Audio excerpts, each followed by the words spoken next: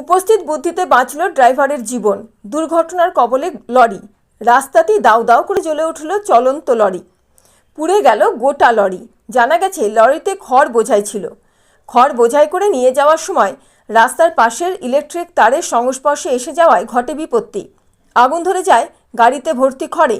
Driver টের পাওয়ায় গাড়ি নিয়ে রাস্তার পাশের একটি পুকুরে নিয়ে যেতে চায়, কিন্তু পুকুরের পার পর্যন্ত যেতেই পুরো লরিতে আগুন ধরে যাওয়ায় গাড়ি থেকে নেমে নিজের জীবন বাঁচাতে সক্ষম হয় ড্রাইভার। রাস্তার পাশেই পুকুর পাড়ে দাউ দাউ করে জ্বলে ওঠে খড় বোঝাই লরিটি। খবর দেওয়া হয় দমকলে। দমকলের একটি ইঞ্জিন এসে আগুন নিয়ন্ত্রণে আনে, কিন্তু ততক্ষণে পুরো লরি পুড়ে ছাই হয়ে গেছে। ঘটনাটি ঘটেছে পূর্ব বর্ধমান জেলার গলসি থানার কুলগড়িয়া বাজার পুলমাতা এলাকায়।